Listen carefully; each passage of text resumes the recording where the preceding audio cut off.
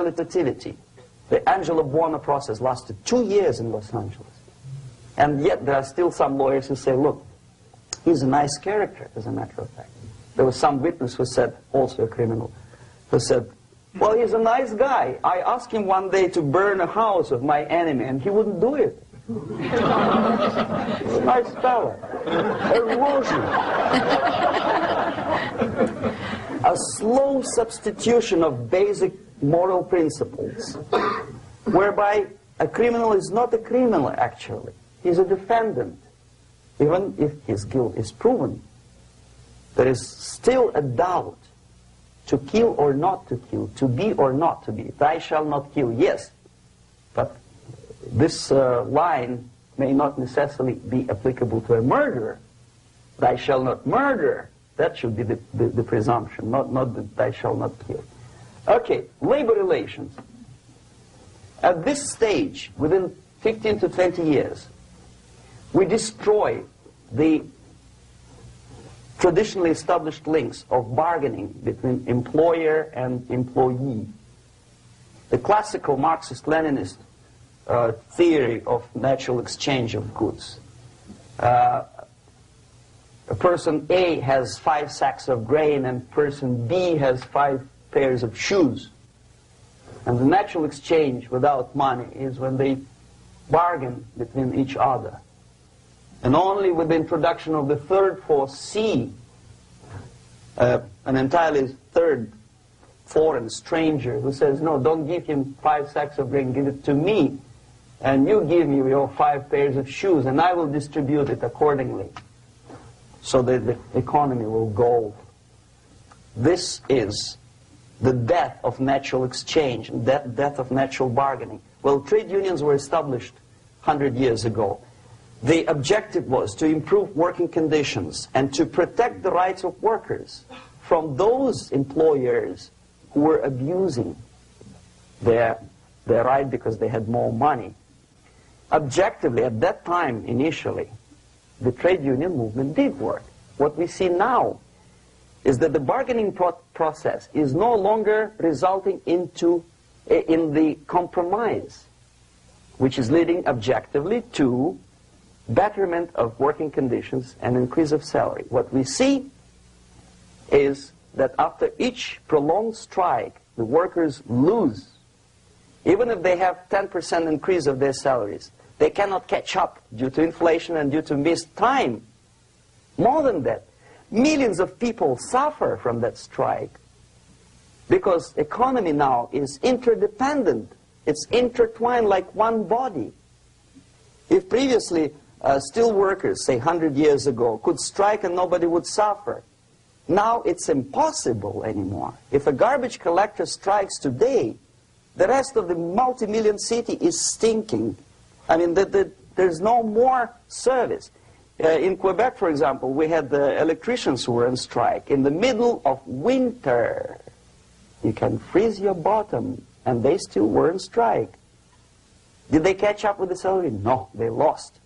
Who benefited? The leaders of trade unions. What is the motivation for strike? Improving of workers' condition? No, obviously it's not. Then what is it? Ideology. To prove to these capitalists. And the obedient horde of workers, like sheep, follow these people. And they cannot disobey. Why? Because if they do, you know what happens to them. Pickets, murders, shooting truck drivers by picketers. In Montreal, for example, I saw with my own eyes when I was correspondent of CBC, International, Canadian Broadcasting Corporation, when the workers of aircraft factory destroyed computers and the equipment in the factory. And the administration employed strike breakers. Their cars were turned upside down and burned. Their houses were burned. Their kids were intimidated. And some victims were there. Of that you can be sure. Why? To improve conditions of workers? No. Ideology. Okay, so this is what happens basically. It may or may not happen without the help of the Soviet Union. But the natural tendencies are being greatly taken advantage of and capitalized by the Soviet propaganda systems. How? Whenever trade union strikes, we have influx of propaganda, mass media, ideological dissemination. The workers' right, and we repeat it like parrots. Yes, workers' right. Whose rights? Workers? No. The only freedom of worker to sell his labor according to his own desire and will is taken away from him. By whom? By trade union boss. Unlimited power is given. Responsibility. I want to sell my labor not for $2.50 an hour, but for $2. I don't have right. My freedom is denied to me. I know that if I sell my work for $2 an hour, not for $3 an hour, I will compete better with the other guy who is lazy and more greedy. I don't need $3. I need only $2.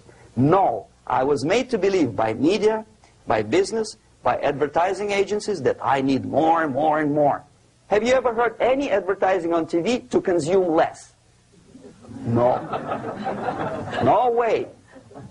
Whether you need a six-cylinder car or not, you have to buy it. And hurry up.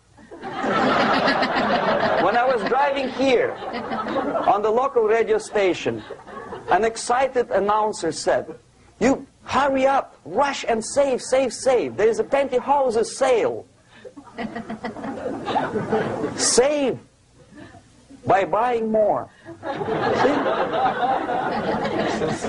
Of course. It would be too naive to expect that KGB makes that advertising agency to do such a crazy commercial. No, of course not. But what we did when I was working for Novosti Press, we would snow plow editorial offices, student organizations, religious groups with literature of class struggle. If not directly Marxism-Leninism propaganda, then a propaganda of legitimate aspirations of working class, betterment of life, equality. Equality, mind you. President Kennedy once said, we will make America to believe that people are born equal. Are people born equal? Is there any mentioning in the Bible or any other holy scripture in any religion, if you don't believe me, go to the library and check it, there is not a single word about equality. Just the opposite. By your deeds, God will judge you. What you do is important. The merit of your personality. You cannot legislate equality. If you want to be equal, you have to be equal. You have to deserve it. And yet we build our society on the principle of equality. We say people are equal. We know it is false. It's a lie. Some people are tall and stupid. Others are short, bold, and clever.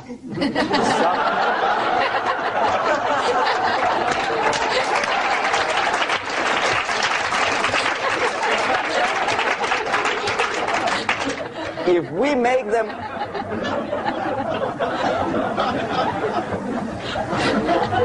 make them equal by force, if we put the principle of equality in the basis of our socio-political structure, it's the same thing as building a house on sand. Sooner or later it will collapse, and that's exactly what happens. And we, as Soviet propaganda makers, are trying to push you in the direction which you go yourself. Equality, yes, equality. People are equal. Land of equal opportunities. Is it true or not? Think about it. Equal opportunities. Should there be equal opportunities? For me and for a lazy bastard who comes here from some other country and immediately registers as a welfare recipient benefits? I never received a single dollar. No, sorry, I did receive once. But I never applied for welfare. For the 13 years, I took any job. Security guard, journalist, taxi driver, anything.